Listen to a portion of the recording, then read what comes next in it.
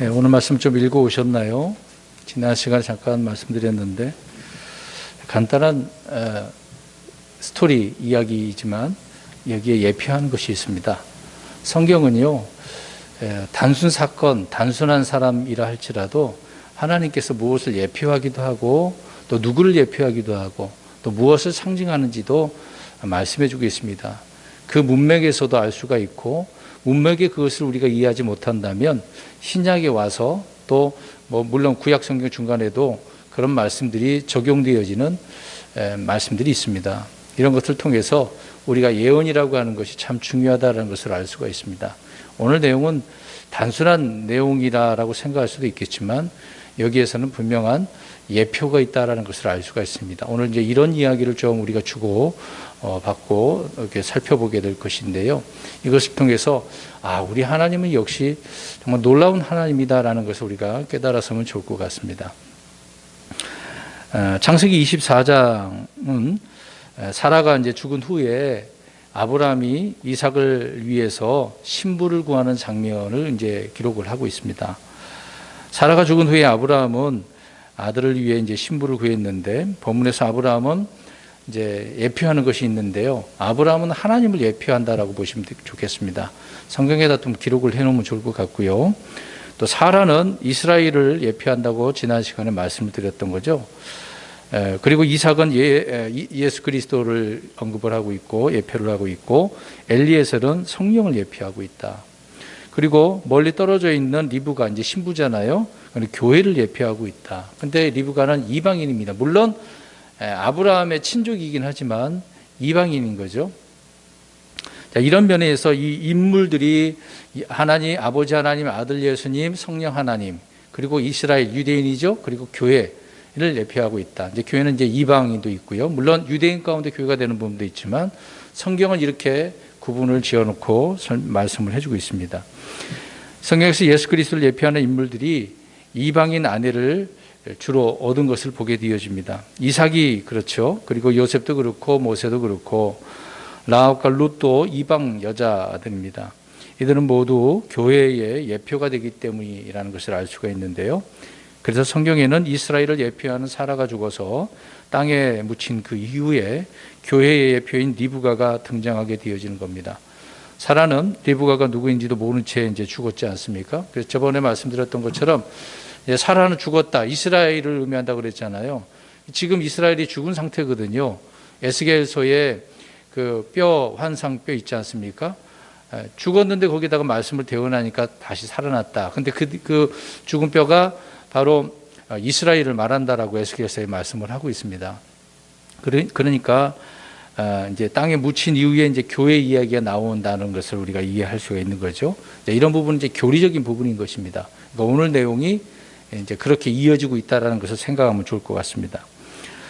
아브라함은 아들을 위해서 자신이 직접 먼 땅으로 가진 않았습니다. 그렇다고 또 아들 이삭에게 직접 가서 아내를 구하지도 않았던 것이죠. 이게 이제 하나님, 예수님, 성령님 이 부분을 우리가 사역을 생각해 보시면 될 것 같아요. 그렇게 생각을 하고 오늘 내용을 이해하시면 들으시면 큰 도움이 될 것이라 생각되어집니다.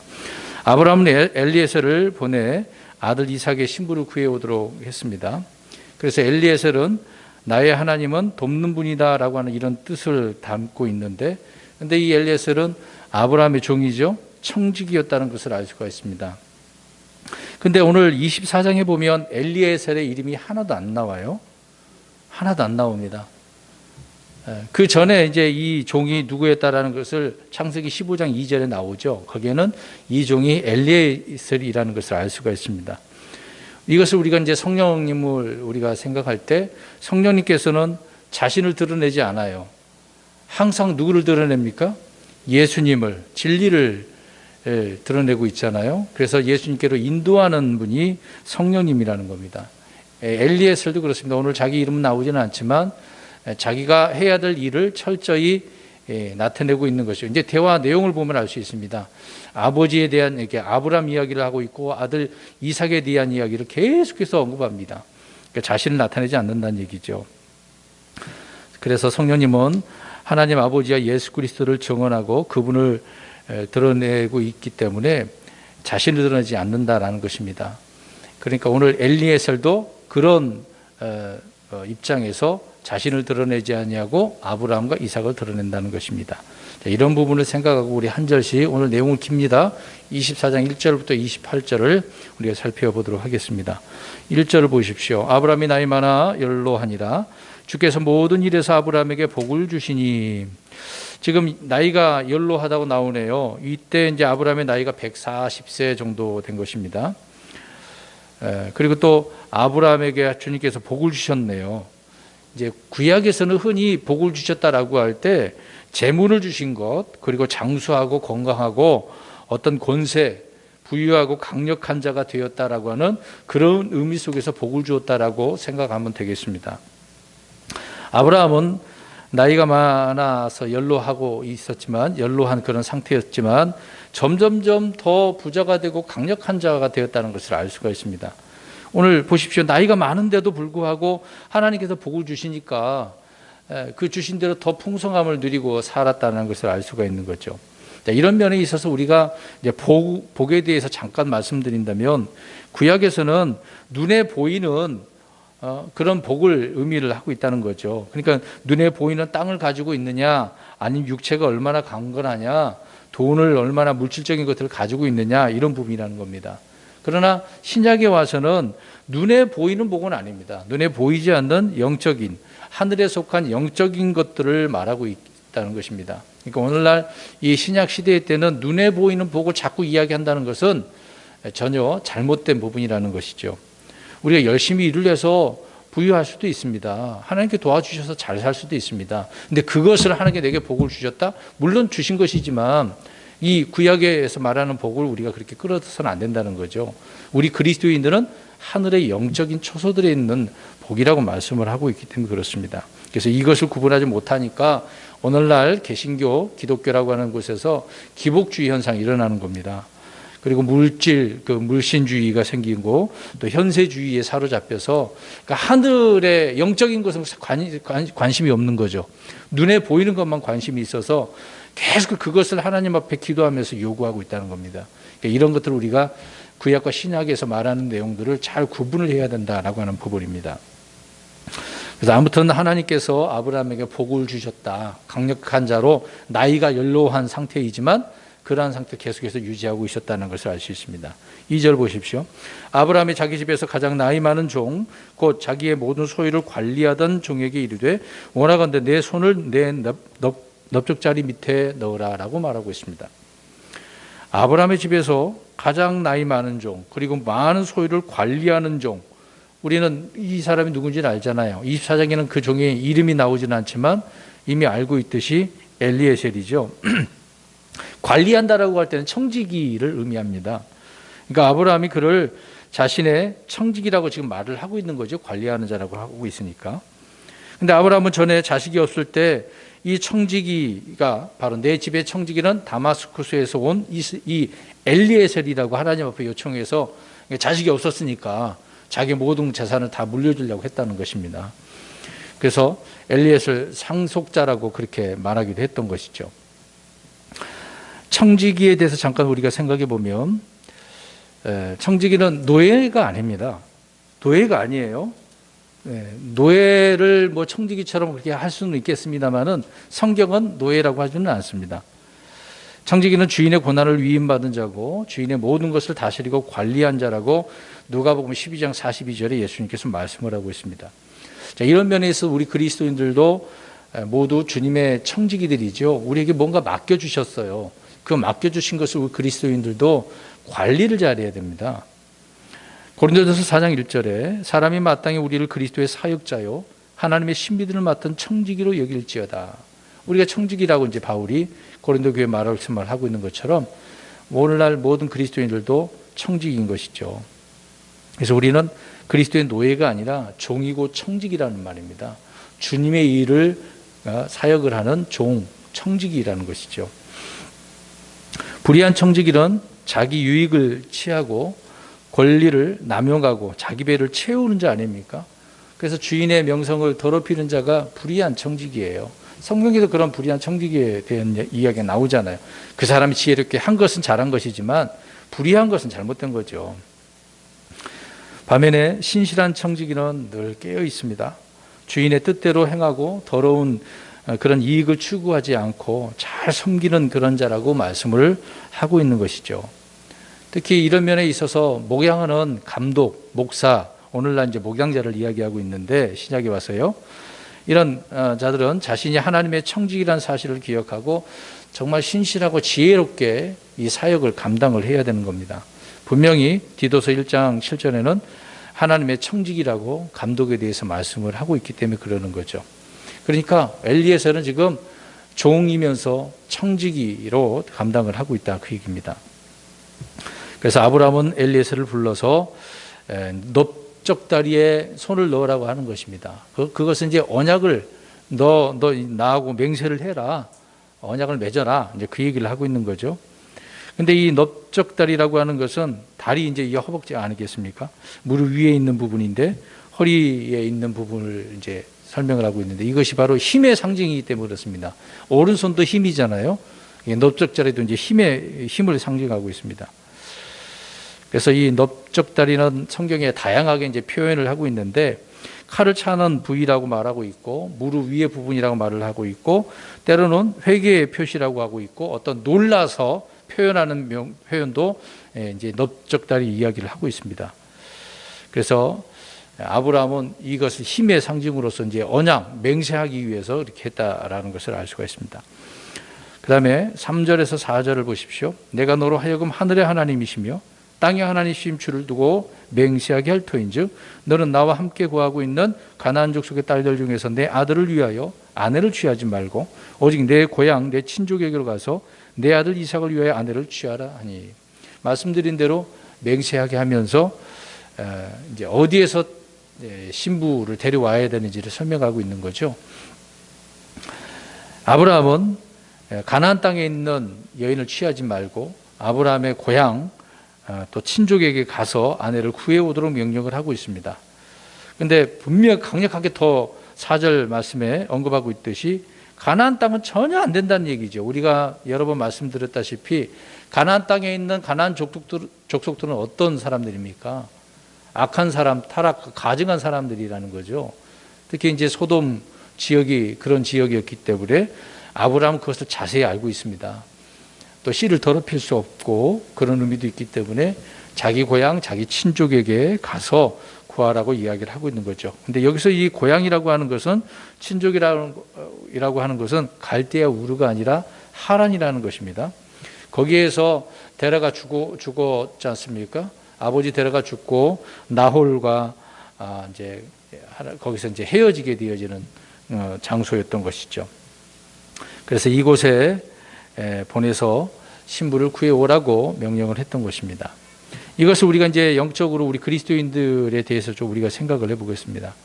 우리 그리스도인은 결혼할 때 오직 그리스도 안에서 같은 믿음의 사람 중에서 아내를 취해야 된다는 거죠. 정말 불신자들, 사악한 자들 이런 자들과 결혼할 수 없지 않습니까? 그냥 내 눈에 좋게 보이고 뭐 재력을 가지고 있고 그런데 오늘날 사람들은 판단을 하고 결혼을 하려고 하잖아요.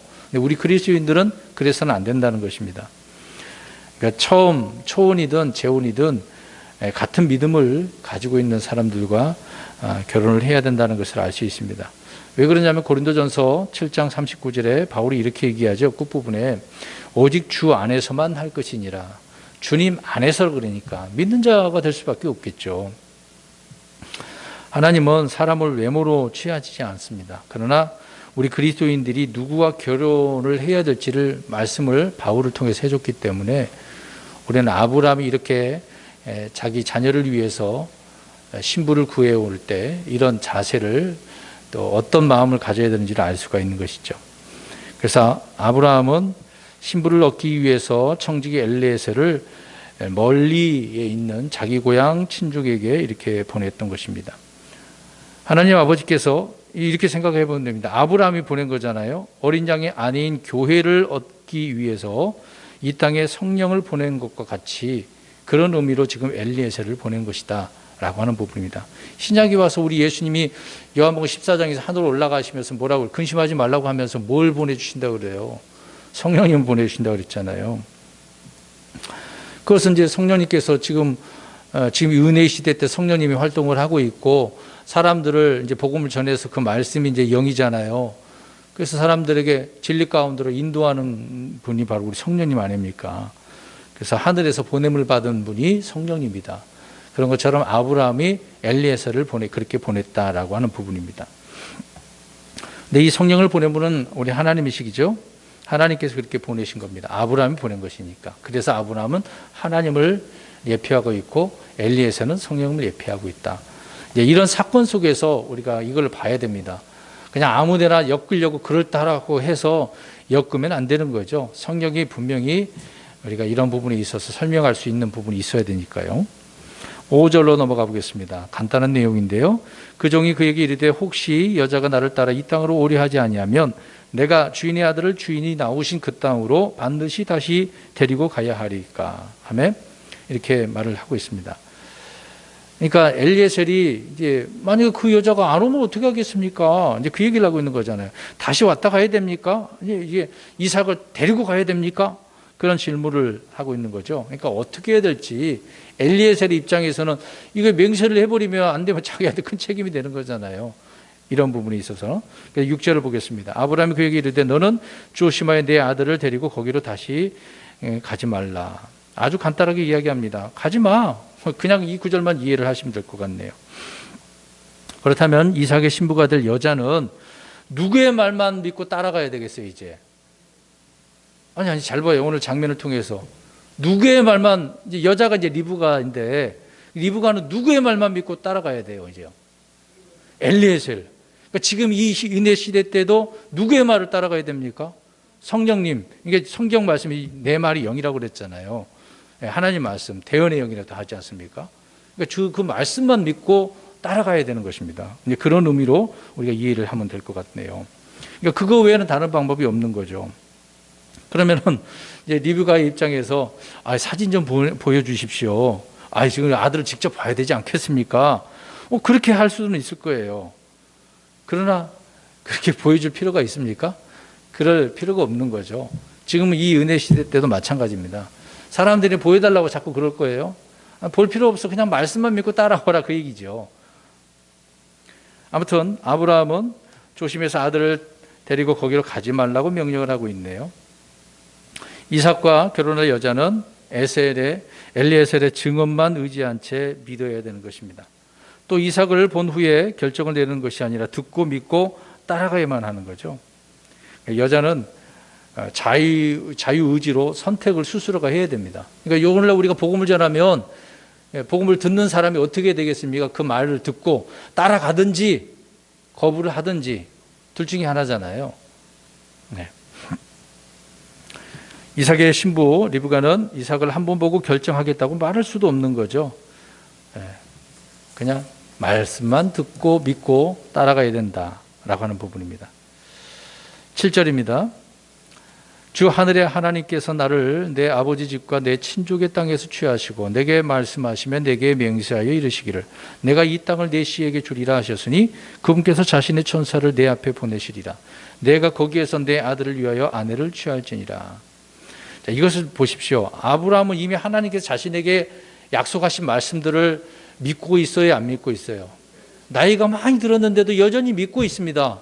이제 때가 돼서 아들을 위해서 지금 신부를 데려와야 되니까 이 부분에 대해서 지금 엘리에셀에게 하나님께서 나에게 약속해 주셨어. 내가 이렇게 믿고 있으니까 이 믿음대로 하나님께서 이루실 거야. 그러니까 너는 가서 아내를 데려와. 그런 말을 하고 있는 것이죠. 이것을 한번 보십시오.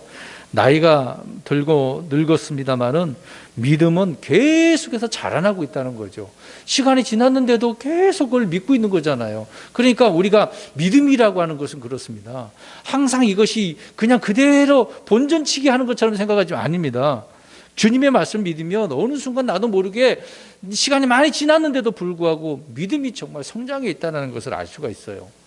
아브라함은 지금 그런 부분이라는 거죠. 그러니까 우리가 약속의 말씀을 믿고 구하는 것 자체가 기도 응답의 비결이거든요. 분명히 그 말씀 그대로 믿으면 하나님께서 그 말씀대로 이루시는 하나님인데 내가 못 믿어서 못 응답을 받은 것 뿐이지, 말씀을 믿고 우리가 기도하면 언젠가는 반드시 주님의 뜻에 또 합당한 그 제때에 이루어지지 않겠습니까? 오늘 수요 기도회 때 우리가 또 모여서 좀 이따 기도하겠습니다만은 약속의 말씀을 가지고 우리가 기도하는 거예요. 그냥 내 생각을 해서 하나님 이렇게 해주세요 저렇게 해주세요가 아니라 말씀을 근거를 가지고 하나님 앞에 기도해야 된다는 것입니다. 7절 보십시오. 그분께서 자신의 천사를 내 앞에 보내시리라. 이제 그러니까 엘리에셀 혼자 갑니까? 네, 천사를 보내줄 거니 내 앞에 보낼 거니까 걱정하지 말라 이 얘기죠. 그러니까 돕는 자를 지금 보내준다는 얘기죠. 천사라고 할 때 천사는 돕는 거예요. 섬기라고 보내줬다고 말하고 있지 않습니까? 그러니까 이런 사실을 아브라함은 지금 알고 있어요. 천사가 어떤 일을 하고 있는지도. 그러니까 말씀에 순종할 때 우리가 형통할 수 있고 승리할 수 있다는 것을 아브라함은 알고 지금 엘리에셀에게 말을 해주고 있는 것입니다. 그러니까 엘리에셀은 신부를 구하러 혼자 가는 것이 아니라는 것이죠. 이제 엘리에셀은 아브라함의 말을 통해서 그 사실을 알았고 이제 믿었다는 겁니다. 이 내용이 오늘 24장 다음 주에 우리가 살펴볼 내용인데 40절을 보십시오. 그냥 이 부분을 우리 읽었으면 좋겠습니다. 뭐 조금 길지만 40절 읽어보십시오. 믿었으니까 이런 얘기 하겠죠. 시작. 주인이 내게 이르되 나는 주 앞에서 걸음으로 그분께서 자신의 천사를 너와 함께 보내사 내 길을 형통하게 하시리라. 너는 내 친족에게서 곧 내 아버지 집에서 내 아들을 위하여 아내를 취할지니라. 아멘. 자, 주인 아브라함이 이야기하는데 그대로 이 엘리에셀도 믿고 말을 전하고 있지 않습니까? 이런 부분을 우리가 믿어야 되겠죠. 주의를 하는 이들은 혼자 하는 것이 아니라는 것입니다. 하나님께서 우리 안에 계시고 우리와 함께 일하신다는 것이죠. 우리가 이제 복음을 나가서 나 혼자 전한다 하더라도 나 혼자 하는 게 아니거든요. 주님이 함께 하시고 천사를 보내서 나를 둘러싸고 있다는 것을 생각해 보십시오. 엄청난 거죠. 단순한 것처럼 눈에 보이는 것만 생각하면 우리의 믿음은 아직 부족한 겁니다. 보이지 않는 하나님의 그 일하심을 봐야 되는 것이죠. 8절 보십시오. 만일 그 여자가 너를 따라오려 하지 않으면 내가 나의 이 맹세에서 풀리려니와 오직 내 아들을 데리고 거기로 다시 가지는 말라 하니라. 드디어 이제 여자를 데려오지 못한다 하더라도 아들은 데려가지 말라는 얘기죠. 아들 이삭은 이제 아브라함 입장에서 아브라함은 나그네로 계속해서 돌아다녔잖아요. 근데 이삭은 가나안 땅을 떠날 수 있어요, 없어요? 떠나면 안 돼요. 지금 이 약속의 땅을 지금 떠나지 못하도록 지금 아브라함이 해놓고 있는 거거든요. 그래서 이삭은 주님이 주신 그 약속의 땅에서 태어났고 거기에 머물렀고 거기에서 죽었다는 것을 알 수가 있습니다. 아브라함은 엘리에셀이 자기의 고향 친족들 가운데서 신부를 구하지 못하더라도 다시 가지 못하도록 이렇게 하고 있네요. 이것은 구원의 이방인이니까 리브가가 이방인이라고 한다면 우리가 이제 그 이방인을 구원할 때 한 번이면 되는 거죠. 구원의 기회는 한 번밖에 없음을 말을 해주고 있다는 겁니다. 왜 이런 이야기를 하냐면 성령님께서는 믿지 않고 표적을 구하는 사람들을 위해서 예수님을 다시 데리고 갈 필요가 없어요. 지금 하늘로 올라가셨는데 이 땅에 내려오실 필요가 있습니까? 예수님께서요. 사람들이 자꾸 보여달라고 하잖아요. 보여주면 믿을게. 십자가에 그랬잖아요. 한번 해봐. 일로 내려와봐. 막 그러지 않습니까? 사람들은 그렇게 얘기해요. 그러니까 그런 요구는 의미가 없다 그 얘기죠. 네 말을 들으면 따라오면 되는 거고 신부가 되는 거고 아니면 안 된다는 거죠. 구원도 마찬가지입니다. 본인이 받아들이면 따라오면 구원 받는 거고 그렇지 않으면 못 받는 거 알겠습니까? 9절 보십시오. 그 종이 자기 주인 아브라함의 넓적다리 밑에 자기 손을 놓고 그 일에 관하여 그에게 맹세하였더라. 있는 그대로 맹세했다고 이야기하고 있습니다. 신약에서는 그렇게 맹세가 합법적으로 되어져 있기 때문에 언제든지 이렇게 할 수 있었다는 것을 알 수가 있습니다. 그런데 신약에 와서는 맹세해야 돼요, 안 해야 돼요? 하지 말라 그랬어요. 예수님이 하지 말라 그랬습니다. 우리가 아무나 누구한테 자신의 믿음을 보여주기 위해서 맹세할게 그러지 마세요. 지금은 맹세하면 안 됩니다. 10절 넘어갑니다. 그 종이 자기 주인의 낙타들 중에서 10마리를 데리고 떠나니라. 그의 주인의 모든 좋은 것이 그의 손에 있었더라. 그가 일어나 메소포타미아로 가서 나홀의 도시에 이르러. 우리 나홀의 이제 도시에 이르렀네요. 나홀은 아브라함의 형제 아닙니까? 예전에 나홀과 아브라함은 갈디아 우르를 떠나서 하란의 아버지 데라가 죽은 후에 거기서 이제 헤어졌다고 우리가 살펴보았었죠. 아브라함은 지금 나홀의 도시라 불리는 하란으로 가서 그의 형제들 가운데 신부를 지금 구하려고 했던 것이기 때문에 그렇습니다. 지금 이제 엘리에셀은 아브라함이 낙타들 중에서 10마리를 데리고 떠났네요. 근데 이 낙타 10마리면 엄청나거든요. 그리고 또 여기 엘리에셀 혼자만 간 게 아니에요. 천사 빼고 같은 일행이 있었습니다. 뒤에 그 이제 내용이 나오는데요. 그건 다음에 이제 나오는 대로 말씀을 드릴 거고. 근데 낙타만 가지고 간 게 아니라 낙타에다 뭐 싣고 갔겠어요? 결혼, 집참금, 예물, 폐물들을 가져간 거죠. 온갖 이제 좋은 것들을 거기다가 실어서 가져갑니다. 아브라함이 가지고 있는 것이 얼마나 많았는데요. 자, 이것을 한번 생각해 보겠습니다. 자, 엘리에셀이 누구를 예표한다고 그랬습니까? 성령님이. 그러면 성령님이 우리에게 올 때 그냥 빈손으로 오겠냐 이 말이죠.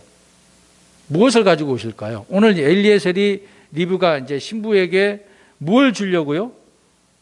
집창금을, 어떤 예물, 폐물을 주려고. 그럼 우리 성령님은 우리에게 무엇을 주려고 오실까요? 네? 좋은 선물들을 주시겠죠. 좋은 선물들. 앞으로 우리가 받게 될 많은 것들이 있는데, 자, 이것도 중요한 부분입니다. 별거 아닌 것처럼 보이지만 우리 성령님께서 저와 여러분들을 위해서 좋은 선물들을 가져오셨죠. 차후에 그 부분에 이제 말씀드리기로 하고요. 11절 가서 보겠습니다. 저녁 때에 곧 여인들이 물을 길러 나오는 때에 자기 낙타들을 도시 밖 우물 곁에서 무릎을 꿇고 앉게 하니라. 자, 이제 저녁 때네요. 저녁이 되고 아침이 되니 이제 시작이라는 것을 알 수가 있습니다. 이제 성령님이 일하시는 게 이제 지금 시작하고 있다는 것이죠. 나중에 뭐 63절에도 보면 이제 리브가를 데리고 갑니다. 그때가 언제일까요? 이삭이 이제 그를 만나고 집으로 들어갈 때가 언제인 줄 아십니까? 저녁입니다. 63절에 보면 저녁 때입니다. 그러니까 하루의 그 시작이 저녁이라는 것을 우리가 알 수 있습니다. 간단한 내용인데 이렇게 잠깐 말씀드린 거고요. 자, 아무튼 엘리에셀은 낙타들을 도시 밖 우물 곁에 꿇고 앉게 했네요. 이제 여기 이제 우물을 보겠습니다. 우물과 또 누구를 이야기하죠? 그 우물에서 누구를 만나야 됩니까? 여인을 만납니다. 우물과 여인. 성경에 우물과 여인에 대한 부분이 많이 나오잖아요. 예수님께서도 요한복음 4장에 수가라라고 하는 도시에 한 여인을 만나게 되지 않습니까? 우물은 목마른 자들에게 무엇을 주는 거예요? 물을 주는, 곧 구원을 주는 것을 말하고 있잖아요. 그래서 성경 이사야 55장에도 말하고 있는 것처럼 물로 나오라고 초청을 하고 있습니다. 요한복음 7장에도 누구든지 목마르거든 누구에게로? 내게로 와서. 뭘 주려고 예수님께서 요한복음 4장에는 누구라고 그랬습니까? 그 성령님을 이야기하고 있는 거죠. 그래서 이 우물 그러면은 우리가 또 여인을 생각해 보면 좋을 것 같아요. 그 다음에 12절에서 14절 내용이 좀 기네요. 그가 이르되 오 주 나의 주인 아브라함의 하나님이여 원하오니 이날 내게 일이 잘 되게 하사 나의 주인 아브라함에게 친절을 베푸시옵소서. 보소서 내가 여기 우물 곁에 섰다가 이 도시 사람들의 딸들이 물을 길러 나오면 한 소녀에게 이르기를 원하건대 내 물 항아리를 내려서 내가 마시게 하라 하리니 그녀가 이르기를 마시소서 내가 당신의 낙타들에게도 마시게 하리이다 하면 바로 그녀가 주께서 주의 종 이삭을 위하여 정하신 여자니이다. 이로써 내가 주께서 나의 주인에게 친절을 베푸신 줄을 알겠나이다 하더라. 엘리에셀이 저녁 때에 그 우물가에서 낙타를 이제 물 끓게 한 다음에 하는 일이 뭐였습니까? 뭘 하고 있습니까? 우물 곁에서. 지금 이 내용이 뭐예요? 금방 읽은 내용이. 하나님 앞에 뭘 하고 있어요? 기도를 하고 있잖아요. 기도. 우물 곁에서 기도를 합니다. 그러니까 무슨 일을 하기 전에 무엇부터 한다는 얘기예요? 기도부터 하는 거죠. 우리는 이게 단순한 게 아닙니다. 그냥 하는 게 아니잖아요. 아주 중요한 일을 엘리에셀은 하고 있습니다. 엘리에셀은 나홀의 도시에 있는 여자들을 다 찾아다니면서 그렇게 한 건 아니잖아요. 하나님 앞에 먼저 기도하는 거예요. 주님께서 이렇게 인도해 주십시오. 이런 상황까지라도. 물론 오늘날 우리가 그렇게 일일이 그렇게 기도하지는 안 해도 되겠습니다만은 엘리에셀 그 당시의 입장을 한번 보십시오. 근데 이 내용을 보면 잘 보십시오. 자기를 위해서 기도하는 내용이 나오나요? 전혀 안 나옵니다. 누구를 위해서 지금? 아브라함을 위해서. 그러니까 우리 성령님은 자신을 위해서 일을 하는 게 아니에요. 아버지 하나님을 위해서 또 아들 예수님을 위해서 일하시는 분이 성령님이라는 거죠. 엘리에셀이 지금 이런 모습을 보여주고 있다는 겁니다. 계속해서 우리 엘리에셀이 성령님을 예표하는데 어떻게 성령님께서 일하시는 그 부분인지를 말씀을 드리고 있습니다. 계속해서 보겠습니다. 그러니까 우리도 어떤 일을 하든지 간에 먼저 무엇부터 하라? 기도부터 하라. 오늘 이 기도의 시간 우리가 나오셨습니다만 기도부터 하셨잖아요. 우리가 올바른 습관을 갖는 게 좋습니다. 15절 보겠습니다. 그가 말을 마치기도 전에 보라 리브가가 물 항아리를 어깨에 메고 나오는데 그녀는 아브라함의 형제 나홀의 아내 밀가의 아들 부두엘에게 태어났더라. 자, 기도를 하기도 전에 어떻게 됐어요? 한 여자가 나오네요. 항아리를 어깨에다가 탁 메고. 그 말한 대로 지금 점점 이루어지고 있죠. 이런 상황을 지금 엘리에셀은 어떻게 하고 있습니까? 여부를 보고 있는 거죠. 하나님께서 이렇게 어떻게 인도해 주시나, 정말 이렇게 보내시고 이 일을 이루시는 건가 확인하고 있는 거죠. 잘 보십시오. 자, 항아리를 메고 우물 곁으로 오는 여자, 이제 어떤 여자든 간에 오면은 이제 후보자가 되는 거 아니겠습니까? 근데 빈손으로 나오면 돼요, 안 돼요? 뭘 들고 있어야 돼요? 항아리 들고 있어야 돼요. 만약에 항아리가 없으면 그 여자는 아니야, 탈락이에요. 또 오는 여자 중에서 그래서 고르겠다라고 기도를 했기 때문에 그런 것입니다. 그런데 기도를 마치기도 전에 항아리를 메고 여자가 오게 되어지죠. 그래서 성경이 딱 15절에 이 여자가 누구의 딸이라는 것을 분명하게 기록을 하고 있지 않습니까? 16절 보겠습니다. 그 소녀는 보기에 심히 아름다웠고 지금까지 어떤 남자도 알지 아니한 처녀더라. 그녀가 우물로 내려가서 물 항아리를 가득 채워가지고 올라오므로 리브가 지금 얼마나 아름답게 생겼는지를 묘사를 잠깐 해주고 있네요. 아브라함도 사라는 어땠습니까? 인물이 정말 우리 여성분들은 좀 샘나기도 하잖아요. 얼마나 예뻤는지. 이 리브가도 역시 예뻤다고 이야기하네요. 또 이 리브가는 처녀였고, 이걸 우리가 생각해 보십니다. 그러면 교회 성령님께서 신부를 예수님께로 데려가기 위해서 신부는 어떻게 됩니까? 성령님을 통해서 점도 없고 흠도 없는 아름다운 여인, 아름다운 신부가 되어야 되는 거죠. 그래서 아가서 6장 10절에 이제 그런 내용으로 설명을 해준 부분이 있습니다. 그러니까 리브가는 교회의 모형으로서 이방인이잖아요. 뛰어난 아름다움을 소유하고 있었습니다. 그래서 순결한 한 처녀라고 바울은 고린도 후서에서 말씀을 하고 있는 거죠. 그러니까 저와 여러분들이 예수님 믿고 나면은 순결한 한 처녀로 중배되었습니다. 약혼한 거죠. 결혼식은 이제 위에 올라가서 하는 것이고. 얼마나 감사해요. 그런데 이 리브가는 부지런했다는 것을 알 수가 있습니다. 물 항아리를 들고 우물로 나와서 물을 가득 채웠네요. 근데 우리가 흔히 여성들을 생각해 보면 그냥 얼마나 예쁘게 보이려고 항상 거울 앞에 있고 그러긴 하잖아요. 근데 리브가는 그렇지 않은 것을 보게 되어집니다. 아무튼 부지런한 그런 여자였네요. 17, 18절. 그 종이 달려가 그녀를 만나 이르되 원하건대 내가 내 물 항아리에 물을 조금 마시게 하라 하니 그녀가 이르되 내 주에 마시소서 하며 급히 물 항아리를 자기 손에 내려 그에게 마시게 하고 달려가서 야, 그 물 나한테 줘. 내가 마실 거니까 이렇게 명령하듯이 말을 했는데 리브가가 네 주여 하면서 흔쾌히 허락을 하고 물을 이제 항아리를 자기 손에 내려다가 이제 떠서 주는 것을 보게 되어집니다. 그러니까 리브가는 얼마나 친절하고 부드럽게 되어 있는지 또 섬김이 몸에 배었잖아요. 오늘날 신약교회 성도들이 신부인 우리가 이렇게 몸에 배어야 되거든요. 친절도 섬김도 이런 몸에 배어서 자동적으로 하는 것이 얼마나 중요하다는 것을 알 수 있습니다.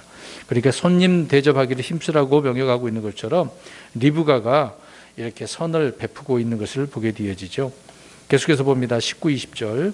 그에게 마시게 한 뒤에 이르되 내가 당신의 낙타들이 마실 때까지 그것들을 위해서도 물을 기르리이다 하며 급히 물 항아리를 그 위에 비우고 다시 물을 기르려고 우물로 달려가서 그의 모든 낙타를 위하여 물을 기르므로. 낙타가 몇 마리라고 그랬습니까? 근데 보겠습니다. 낙타가 물을 얼마나 마실까요? 우리 사람처럼 한 컵? 엄청 마십니다. 10마리를 다 먹게 하려면 물을 많이 떠야 돼요. 이게 얼마나 걸렸는지 모르겠습니다만 꽤 한참을 이렇게 물을 기르다가 마시게 해야 되는 상황이거든요. 그것도 이제 급히 달려간 거 아니겠습니까?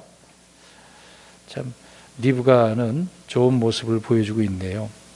능숙하기도 하고 아무튼 대단한 그 여인이었다는 것을 알 수가 있습니다. 21절 보십시오. 그 사람이 그녀를 보고 놀라워하며 묵묵히 주께서 자기의 여정을 형통하게 해주셨는지 여부를 알고자 하더라. 자기가 기도한 대로 지금 계속 다 되고 있어요? 안 되고 있어요? 되고 있습니다. 지금 놀라운 거예요. 이걸 보고 놀라고 하면서 하나님께서 형통해 주는가 자세히 지금 보고 있는 거 아니겠습니까? 이런 상황에서 놀라지 않을 사람이 어디 있겠습니까? 지금 기도가 다 끝나지도 않았는데 이런 게 전차적으로 이루어지는 거 보면은요.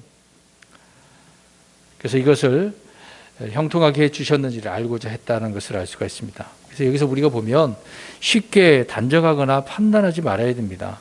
신중하게 확인하는 과정을 거쳐야 한다는 것을 알 수가 있는데 자신이 기도하는 것과 맞더라도 정말 아브라함의 형제에게 속한 자가 아니면 안 되는 거잖아요. 지금까지 자기가 말한 건 다 맞는데 누구에게 속해야 되는 거예요? 아브라함의 형제에게 속해야 되는 거죠. 그것까지 맞아야 되니까 계속해서 그 여부를 보고 있는 거죠. 또 처녀인지 확인도 해야 되고 그래서 알고자 하더라라고 21절 끝부분에 말씀을 하고 있습니다. 우리 그리스도인들은 항상 데살로니가전서 5장 21절 말씀처럼 모든 것을 시험해보고 선한 것을 굳게 붙들라라고 이야기를 하고 있습니다. 갑자기 우리가 기도를 했는데 뭔가 술술술 이루어지고 있어요. 그러면은 어떻게 된다고요? 신중하게 기다려야 돼요. 봐야 돼요.